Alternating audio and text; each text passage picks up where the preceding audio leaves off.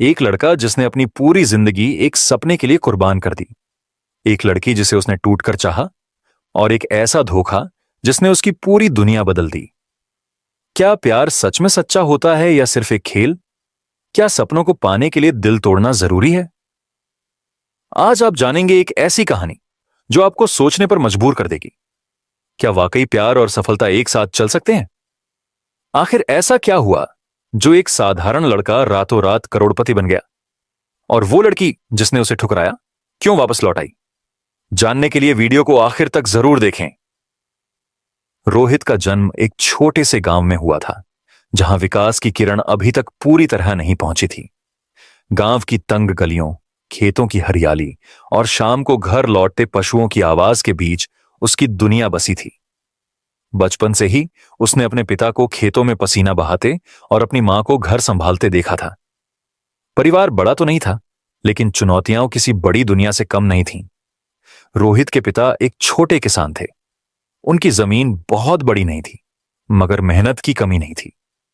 वे दिन रात खेतों में जुटे रहते ताकि किसी तरह 2 वक्त की रोटी जुटा सकें। मां गृहिणी थी, लेकिन जब खेतों में ज्यादा काम होता तो वह भी खेत में हाथ बटाती। परिवार में बस एक छोटा भाई था जो अभी स्कूल में पढ़ रहा था। रोहित पढ़ाई में अच्छा था, मगर उसके सपने गांव की सीमाओं से कहीं आगे थे। जब उसने पहली बार सुना कि कलेक्टर गांव के हर फैसले का जिम्मेदार होता है, तो उसके भीतर कुछ जागा। वह जानता था कि गांव के लोग परेशानियों से घिरे रहते हैं, सड़कें टूटी होती हैं, बिजली कभी कभी ही आती है, और अच्छी शिक्षा व स्वास्थ्य सुविधाओं का तो सवाल ही नहीं था। उसने सोचा कि अगर वह कलेक्टर बन जाए तो गांव की तस्वीर बदल सकता है। एक दिन उसने अपने पिता के सामने यह इच्छा जाहिर की। पापा, मैं कलेक्टर बनना चाहता हूं। पिता ने मुस्कुराते हुए कहा, बेटा, सपना देखना अच्छी बात है, मगर उसे पूरा करने के लिए मेहनत करनी पड़ती है, और हमारे पास ज्यादा साधन नहीं है। मां ने बेटे के सिर पर हाथ फेरा। अगर तू सच में मेहनत करेगा तो हम अपनी हर तकलीफ झेल लेंगे, लेकिन तुझे पढ़ने से रोकेंगे नहीं। यही वह पल था जब रोहित ने ठान लिया कि वह गांव छोड़कर दिल्ली जाएगा और यूपीएससी की तैयारी करेगा। हालांकि उसके पास ज्यादा पैसे नहीं थे, लेकिन पिता ने खेती से जितना संभव था उतना बचाकर उसे पढ़ाई के लिए भेजने का फैसला किया। दिल्ली का सफर आसान नहीं था। गांव से पहली बार इतनी दूर जाने का डर तो था ही, लेकिन उससे भी बड़ा डर असफलता का था। दिल्ली पहुंचने के बाद रोहित को पहली बार एहसास हुआ कि बड़ा सपना देखने के लिए सिर्फ हिम्मत ही नहीं, बल्कि संसाधनों की भी जरूरत होती है। गांव से लाए पैसे जल्द ही खत्म होने लगे। एक छोटे से कमरे में रहकर दिन में कोचिंग और रात में पढ़ाई का सिलसिला शुरू हो गया। शुरुआती दिनों में उसे शहर की तेज रफ्तार से तालमेल बिठाने में दिक्कत हुई। गांव में जिंदगी धीमी थी। लोग एक दूसरे को नाम से जानते थे, हर घर से अपनापन झलकता था। मगर यहां दिल्ली में हर कोई अपनी दौड़ में था। किसी के पास दूसरों के लिए वक्त नहीं था। हर सुबह वह अपनी कोचिंग क्लास के लिए निकलता। सफर लंबा था, क्योंकि किराए पर लिया गया कमरा कोचिंग सेंटर से काफी दूर था। पैसे बचाने के लिए वह अक्सर पैदल ही सफर करता। कई बार जब जेब में पैसे नहीं होते तो सिर्फ पानी पीकर ही गुजारा करना पड़ता। लेकिन इन परेशानियों के बीच भी उसके इरादे मजबूत थे। वह जानता था कि यूपीएससी सिर्फ एक परीक्षा नहीं, बल्कि धैर्य और इच्छा शक्ति की परीक्षा भी है। दिन भर की पढ़ाई के बाद रात में वह किसी लाइब्रेरी में बैठकर किताबों में डूब जाता। लेकिन किताबों से ज्यादा उसे अपने सपने में विश्वास था।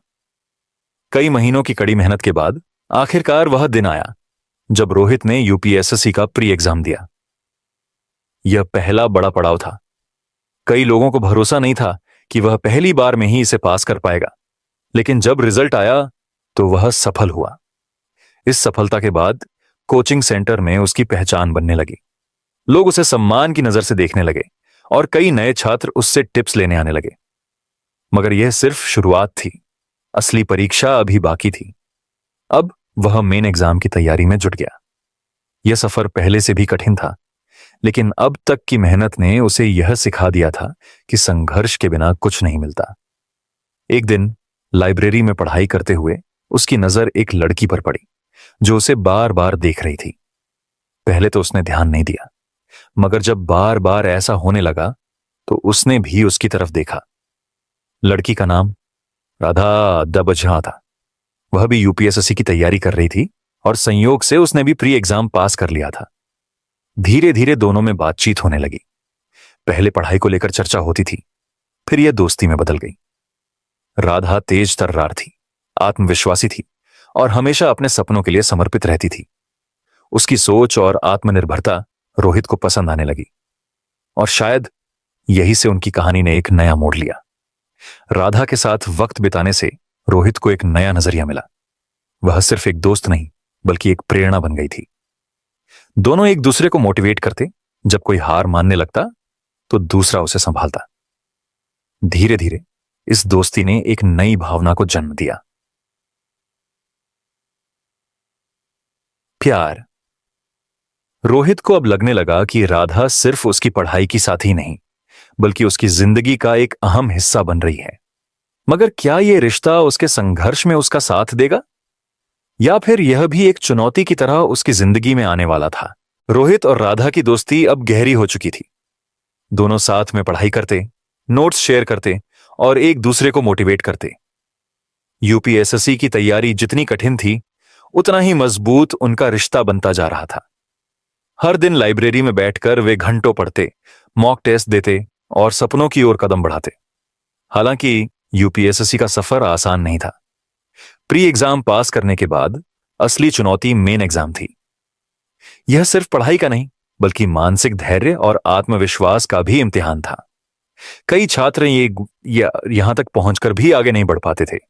राधा और रोहित दोनों ने मेहनत में कोई कसर नहीं छोड़ी। उन्होंने दिन रात एक कर दिया, पुराने प्रश्न पत्र हल किए, इंटरव्यू की संभावित रणनीतियां बनाई और खुद को पूरी तरह इस परीक्षा के लिए झोंक दिया। आखिरकार मेन एग्जाम का दिन आ गया। दोनों ने परीक्षा दी और उम्मीद के साथ परिणाम का इंतजार करने लगे। लेकिन जब रिजल्ट आया तो यह उनके लिए किसी झटके से कम नहीं था। दोनों असफल हो गए थे। राधा इस हार से बुरी तरह टूट गई। उसके घर वालों ने उसे सिर्फ 2 साल का समय दिया था और अब वह उस समय सीमा के आखिरी छोर पर खड़ी थी। रोहित ने उसे सांत्वना दी, कोई बात नहीं, हम फिर से कोशिश करेंगे। हार सिर्फ एक पड़ाव है, अंत नहीं। राधा को रोहित की बातें सुनकर थोड़ी राहत मिली। वह जानती थी कि असफलता का मतलब हार मान लेना नहीं होता, बल्कि फिर से कोशिश करना ही सच्ची जीत होती है। दोनों ने एक बार फिर तैयारी शुरू कर दी, इस बार पहले से ज्यादा मेहनत और अनुशासन के साथ। वे अपनी पिछली गलतियों से सीख रहे थे, अपनी रणनीति को और बेहतर बना रहे थे। समय बीता और अगले साल दोनों ने फिर से परीक्षा दी। प्री एग्जाम तो दोनों ने फिर से पास कर लिया, लेकिन जब मेन एग्जाम का रिजल्ट आया तो कहानी बदल चुकी थी। इस बार राधा सफल हो गई थी, लेकिन रोहित फिर से असफल हो गया। यह खबर उनके लिए मिली जुली भावनाओं का कारण बनी। एक तरफ राधा की खुशी थी और दूसरी तरफ रोहित का दुहक। लेकिन रोहित ने अपने दर्द को छिपाते हुए राधा को बधाई दी और उसका हौसला बढ़ाया। तुमने कर दिखाया वन राधा, अब तुम इंटरव्यू के लिए तैयार हो जाओ, तुम कलेक्टर बनने के बहुत करीब हो। राधा ने भी रोहित को समझाया, तुम भी जल्दी ही सफल हो जाओगे, यह सिर्फ समय की बात है। अब राधा को इंटरव्यू के लिए बुलाया गया। उसने पूरी लगन से तैयारी की और इंटरव्यू दिया, लेकिन जब परिणाम आया तो वह सफल नहीं हो पाई। यह असफलता उसके लिए एक और बड़ा झटका थी। उसके घर वालों का धैर्य अब खत्म हो चुका था। उन्होंने फैसला सुना दिया, अब बहुत हुआ, घर वापस आओ, पढ़ाई लिखाई का चक्कर छोड़ो और शादी की सोचो। राधा पूरी तरह से टूट चुकी थी। उसे लगा जैसे उसके सारे सपने एक पल में बिखर गए हों। जब यह खबर रोहित को पता चली तो उसने ठान लिया कि वह राधा के परिवार से खुद बात करेगा। रोहित सीधे राधा के घर पहुंचा और उसके माता पिता से विनम्रता से कहा, आपकी बेटी बहुत मेहनती और होशियार है, उसे सिर्फ 1 साल और दे दीजिए। मैं यकीन दिलाता हूं कि वह इस बार सफल जरूर होगी। अगर वह 1 साल में पास नहीं कर पाई तो मैं खुद कहूंगा कि वह घर वापस आ जाए। राधा के माता पिता पहले तो तैयार नहीं हुए, लेकिन जब उन्होंने रोहित की सच्ची दोस्ती और विश्वास देखा तो वे पिघल गए। उन्होंने राधा को 1 साल और पढ़ाई करने का मौका दे दिया। राधा ने रोहित का आभार व्यक्त किया। उसने कहा, अगर तुम पैसन नो न होते तो शायद मैं अपने सपने को हमेशा के लिए छोड़ चुकी होती। इस बार दोनों ने पहले से भी ज्यादा मेहनत की। एक एक मिनट का इस्तेमाल किया, पुराने पेपर हल किए, मॉक इंटरव्यू दिए और हर उस कमी को दूर किया जिसने पिछली बार उन्हें असफल किया था। जब परीक्षा हुई तो दोनों ने अपना बेहतरीन प्रदर्शन दिया। कुछ महीनों बाद जब रिजल्ट आया तो यह उनके लिए सबसे बड़ा खुशी का दिन था। दोनों ने न केवल प्री और मेन एग्जाम पास कर लिया बल्कि इंटरव्यू तक पहुंच गए। इंटरव्यू के लिए दोनों पूरी तैयारी के साथ गए। जब नतीजे आए तो राधा ने इंटरव्यू पास कर लिया और कलेक्टर बन गई, लेकिन रोहित फिर से असफल हो गया। राधा बहुत खुश थी, लेकिन जब उसे रोहित की असफलता का पता चला तो वह परेशान भी थी। रोहित ने उसे मुस्कुराते हुए बधाई दी और कहा, यह तुम्हारी जीत है और मैं इस पर बहुत गर्व महसूस कर रहा हूं। राधा ने भी वादा किया, अब मैं तुम्हें हर तरह से सपोर्ट करूंगी, तुम भी जल्द ही सफल हो जाओगे, बस हिम्मत मत हारना। अब राधा को मसूरी ट्रेनिंग सेंटर जाना था। रोहित ने खुद उसे वहां छोड़ने गया और कहा, तुम अपनी ट्रेनिंग अच्छे से करना और जब तुम वापस आओगी तो मैं भी तुम्हारे साथ खड़ा रहूंगा। राधा ने भी वादा किया, मैं हमेशा तुम्हारा साथ दूंगी। रोहित, मगर क्या यह वादा निभेगा या फिर जिंदगी उनके रिश्ते को एक नया मोड़ देगी? राधा अब एक नई दुनिया में कदम रख चुकी थी। मसूरी का लाल बहादुर शास्त्री राष्ट्रीय प्रशासन अकादमी, यह वही जगह थी जहां से देश के बड़े अधिकारी तैयार होते थे। यहां हर कोने में अनुशासन और कड़ी मेहनत का माहौल था। जब राधा ट्रेनिंग सेंटर पहुंची तो उसने महसूस किया कि उसकी जिंदगी पूरी तरह बदल गई थी। अब वह सिर्फ एक साधारण छात्रा नहीं थी, बल्कि एक अधिकारी बनने की राह पर थी। यहां हर कोई महत्वाकांक्षी था और हर किसी की सोच बड़ी थी।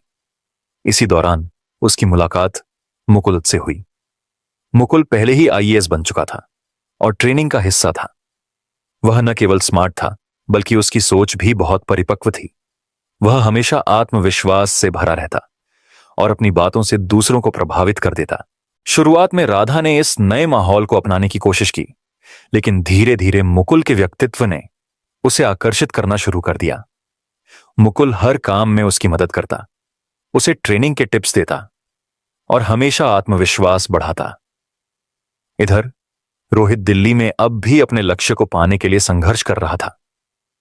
वह जानता था कि इस बार उसे कोई कसर नहीं छोड़नी है। राधा से उसका संपर्क लगातार बना हुआ था, लेकिन धीरे धीरे वह महसूस करने लगा कि राधा पहले जैसी नहीं रही। पहले जहां वह हर दिन फोन करती थी, अब वह हफ्तों तक कोई कॉल नहीं करती थी। जब रोहित फोन करता तो अक्सर उसका जवाब यही होता, अभी बहुत व्यस्त हूं, बाद में बात करती हूं। शुरुआत में रोहित ने सोचा कि ट्रेनिंग की व्यस्तता की वजह से ऐसा हो रहा होगा, लेकिन जैसे जैसे समय बीतता गया, राधा की तरफ से बातें और कम होने लगीं। अब वह न तो उसके मैसेज का जवाब देती, न ही उसकी कॉल उठाती। जब भी रोहित उसे कॉल करता तो या तो फोन बिजी होता या फिर वह कोई बहाना बनाकर बात खत्म कर देती। रोहित को लगने लगा कि कुछ गलत हो रहा है, लेकिन उसे उम्मीद थी कि यह सब सिर्फ अस्थायी है। एक दिन जब रोहित को कई दिनों तक राधा की कोई खबर नहीं मिली तो उसने उसे कॉल किया। इस बार राधा ने सीधे उसका नंबर ब्लॉक्स कर दिया। यह रोहित के लिए एक बड़ा झटका था। जिसे वह अपना सब कुछ मानता था, उसने उसे बिना कोई वजह बताए अपनी जिंदगी से निकाल दिया था।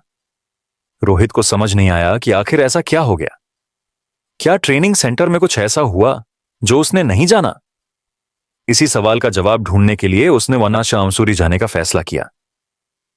जब रोहित मसूरी पहुंचा तो वह सीधा ट्रेनिंग सेंटर के बाहर खड़ा हो गया। उसने वहां से किसी तरह राधा को बुलाने की कोशिश की। कुछ समय बाद राधा बाहर आई, लेकिन उसके साथ दशमशरा मुकुलन भी था। राधा के चेहरे पर कोई खुशी नहीं थी, बल्कि वह नाराज और बेरुखी से भरी हुई थी। क्या कर रहे हो यहां, रोहित? उसने गुस्से से पूछा। रोहित को उसकी बात सुनकर अजीब लगा। उसने शांत स्वर में कहा, राधा, क्या हो गया है तुम्हें? तुम मुझसे बात क्यों नहीं कर रही थी? और तुमने मेरा नंबर क्यों ब्लॉक किया? राधा की आंखों में कोई भावनाएं नहीं थीं। उसने ठंडी आवाज में जवाब दिया, नंबर कैसे मिलेगा जब मैंने तुम्हें ब्लॉक कर दिया है? रोहित का दिल धड़क उठा। उसे इस तरह के जवाब की उम्मीद नहीं थी। राधा, तुम ऐसा क्यों कर रही हो? हमने साथ में इतने सपने देखे थे।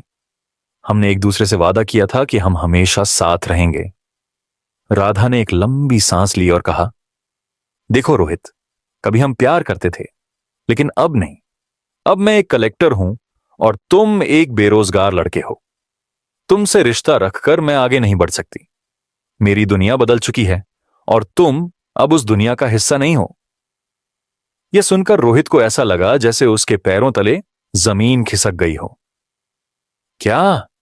सिर्फ इसलिए कि मैं अभी तक सफल नहीं हुआ, तुम मुझे छोड़ रही हो?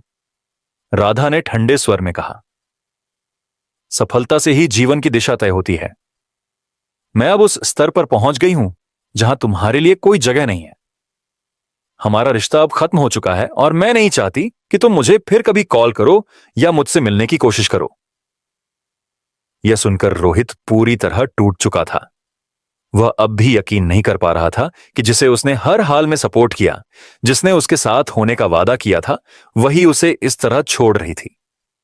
मुकुल, जो अब तक चुप था, आगे आया और बोला, भाई, जो कहा गया है उसे समझो और यहां से चले जाओ। राधा अब तुम्हारी जिंदगी का हिस्सा नहीं है। राधा और मुकुल वहां से चले गए और रोहित वहीं खड़ा रह गया, जैसे किसी ने उसे पूरी तरह खाली कर दिया हो। वह पहली बार इतना लाचार मादिन महसूस कर रहा था। रोहित वहीं फुटपाथ पर बैठ गया और रोने लगा। उसका पूरा शरीर कांप रहा था। इसी बीच ट्रेनिंग सेंटर का वॉचमैन और राम सिंह था। उसकी हालत देखकर उसके पास आया। बेटा, क्या हुआ? इतनी बुरी हालत में क्यों हो? रोहित ने अपनी पूरी कहानी उसे सुना दी। कैसे उसने राधा का हर कदम पर साथ दिया, उसे हिम्मत दी, उसके लिए संघर्ष किया, और आज वही लड़की उसे इस हाल में छोड़कर चली गई। राम सिंह ने उसकी कहानी सुनी और फिर गहरी सांस लेते हुए कहा, बेटा, दुनिया मतलबी है। जब तक लोग तुम्हें अपने फायदे के लिए इस्तेमाल कर सकते हैं, तब तक तुम्हारे साथ होते हैं। जब उनकी जरूरत पूरी हो जाती है तो वे तुम्हें छोड़ देते हैं। यह कोई नई बात नहीं है। लेकिन मैंने उसे दिल से चाहा था। मैंने कभी मतलबी बनकर उससे प्यार नहीं किया। राम सिंह ने मुस्कुराते हुए कहा, यही तो तुम्हारी ताकत है बेटा।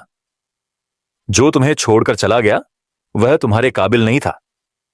अब तुम्हारे पास दो रास्ते हैं, या तो इस दर्द में डूबे रहो या फिर इस दर्द को अपनी ताकत बना लो।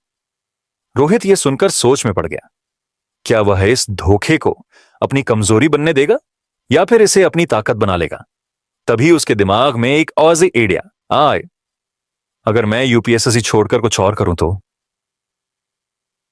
बदले की नहीं, सफलता की कहानी। धोखे से मिले दर्द को ताकत में बदलने का फैसला। मसूरी में ट्रेनिंग सेंटर के बाहर फुटपाथ पर बैठा रोहित फूट फूट कर रो रहा था। जिस लड़की के साथ उसने अपनी पूरी जिंदगी बिताने के सपने देखे थे, उसने उसे बेरहमी से छोड़ दिया था। तुम बेरोजगार हो, तुम्हारी फैमिली गरीब है, मैं अब कलेक्टर बन चुकी हूं। मैं तुम्हारे साथ कैसे खुश रह सकती हूं? राधा के ये शब्द बार बार उसके कानों में गूंज रहे थे। ट्रेनिंग सेंटर के वॉचमैन राम सिंह की बातें उसे सोचने पर मजबूर कर रही थीं। बेटा, दुनिया मतलबी है। लोग तभी तक साथ होते हैं जब तक उन्हें फायदा होता है। लेकिन अगर तुम अपने दर्द को ताकत बना लो तो पूरी दुनिया देखेगी कि असली जीत क्या होती है। वो रात रोहित के लिए सबसे लंबी थी। वह पूरी रात सो नहीं सका, लेकिन उस रात ने उसके जीवन की दिशा पूरी तरह बदल दी। अगली सुबह वह मसूरी से सीधा दिल्ली लौट आया। उसने एक नई शुरुआत करने का फैसला किया, लेकिन इस बार यूपीएससी की नहीं, बल्कि अपनी इब्का खानी को पूरी दुनिया तक पहुंचाने की। दिल्ली वापस आने के बाद रोहित ने कुछ दिनों तक खुद को कमरे में बंद कर लिया। वह किसी से नहीं मिला, कहीं नहीं गया, सिर्फ अपनी डायरी लेकर बैठा और अपनी जिंदगी की कहानी को लिखने लगा। अगर मेरी कहानी ने मुझे इस मुकाम तक लाया है तो यह कई और लोगों को प्रेरित कर सकती है। उसने खुद से वादा किया कि अब वह न तो खुद को किसी के सहारे पर छोड़ेगा, न ही किसी और के सपनों के लिए अपना सपना कुर्बान करेगा। रोहित ने दिन रात मेहनत करके 3 महीनों में अपनी पहली नॉवेल पूरी कर ली। इस किताब का नाम था मतलब ही दुनिया, द सेल्फिश वर्ल्ड। यह कोई काल्पनिक कहानी नहीं थी, बल्कि उसके अपने जीवन का सच था। कैसे उसने छोटे से गांव से अपने सपनों की उड़ान भरी, कैसे उसने कठिनाइयों का सामना करते हुए यूपीएसएससी की तैयारी की, कैसे उसने सच्चे प्यार पर भरोसा किया लेकिन अंत में उसे धोखा मिला, कैसे प्यार के नाम पर उसकी मेहनत, संघर्ष और इमोशंस को कुचल दिया गया, और सबसे महत्वपूर्ण, कैसे उसने खुद को फिर से खड़ा किया और एक नया सपना देखा। जब नॉवेल तैयार हुई तो अगली चुनौती थी इसे नोट्स जॉब पब्लिश करना। शुरुआत में कोई भी पब्लिशर उसकी किताब छापने को तैयार नहीं था। सबका यही कहना था, ये एक अनजान आदमी की कहानी है, इसमें ऐसा क्या खास है कि लोग इसे पढ़ेंगे। लेकिन रोहित हार मानने वालों में से नहीं था। उसने खुद पैसे जुटाए और सेल्फ पब्लिशिंग से किताब छपवाई। उसने अपनी पूरी मेहनत सोशल मीडिया पर लगा दी। उसने फेसबुक, इंस्टाग्राम और ट्विटर पर अपनी कहानी शेयर की, यूट्यूब पर इंटरव्यू दी और खुद स्टॉल लगाकर किताब बेचना शुरू किया। धीरे धीरे उसकी कहानी लोगों तक पहुंचने लगी। कई लोग उसकी कहानी से खुद को जोड़ने लगे। पहले हफ्ते में ही उसकी किताब की 10,000 से ज्यादा कॉपियां बिक गईं। 1 महीने के अंदर यह बेस्ट सेलर लिस्ट में आ गई। रोहित को अब मीडिया का ध्यान मिलने लगा। टीवी चैनलों ने उसे इंटरव्यू के लिए बुलाना शुरू कर दिया। बड़े बड़े पत्रकार उसकी कहानी जानना चाहते थे। यह सब कुछ इतना तेजी से हुआ कि खुद रोहित को भी यकीन नहीं हो रहा था। जब राधा को रोहित की सफलता की खबर मिली तो वह हैरान रह गई। जिस लड़के को उसने बेरोजगार मर्यादु कहकर ठुकरा दिया था, आज वह एक बेस्ट सेलिंग लेखक और करोड़पति छान बन चुका था। राधा ने तुरंत रोहित से संपर्क करने की कोशिश की, लेकिन इस बार रोहित ने उसे ब्लॉक कर दिया था। लेकिन राधा हार मानने वालों में से नहीं थी। वह सीधे दिल्ली आई और रोहित से मिलने की कोशिश की। एक दिन जब रोहित अपने बुक साइनिंग इवेंट में था, तब अचानक राधा वहां आ गई। रोहित, मुझे तुमसे बात करनी है। रोहित ने उसकी तरफ देखा, लेकिन कोई भावनात्मक प्रतिक्रिया नहीं दी। अब कोई फायदा नहीं राधा, जो रिश्ता तुमने तोड़ा था उसे जोड़ने की अब कोई वजह नहीं है। राधा ने आंसू भरी आंखों से कहा, मैंने बहुत बड़ी गलती की थी रोहित। मुझे समझने में देर हो गई कि असली प्यार और सफलता क्या होती है। लेकिन रोहित अब एक अलग इंसान था। जब तुमने मुझे छोड़ा था तब तुमने एक आईएएस अफसर के तौर पर फैसला लिया था, और आज मैं भी अपने फैसले पर कायम हूं। अब मेरी जिंदगी में तुम्हारे लिए कोई जगह नहीं है। राधा समझ चुकी थी कि उसने जिस व्यक्ति को छोड़ दिया था वह अब उससे कहीं आगे निकल चुका था। रोहित की किताब का फिल्म बनाने के लिए बॉलीवुड से ऑफर आया। उसकी कहानी पर एक बड़ी फिल्म बनने वाली थी। अब वह सिर्फ एक लेखक नहीं था, वह बुद्ध प्रेरणा बिखाडिकन बन चुका था।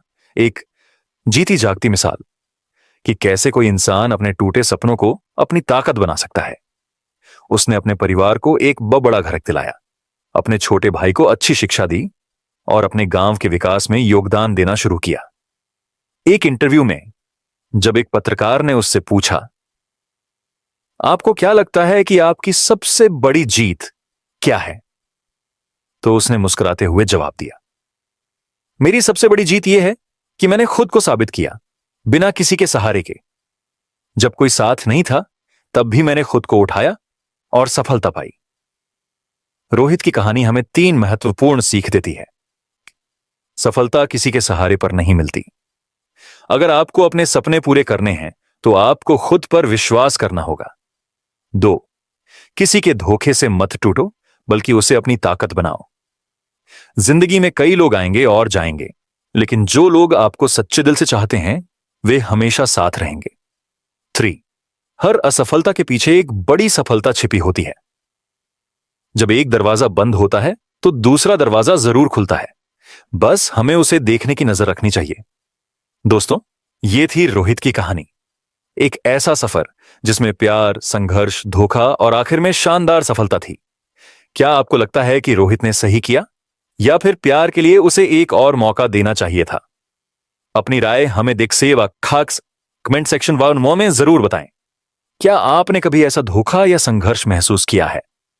हमें आपके विचार जानकर खुशी होगी।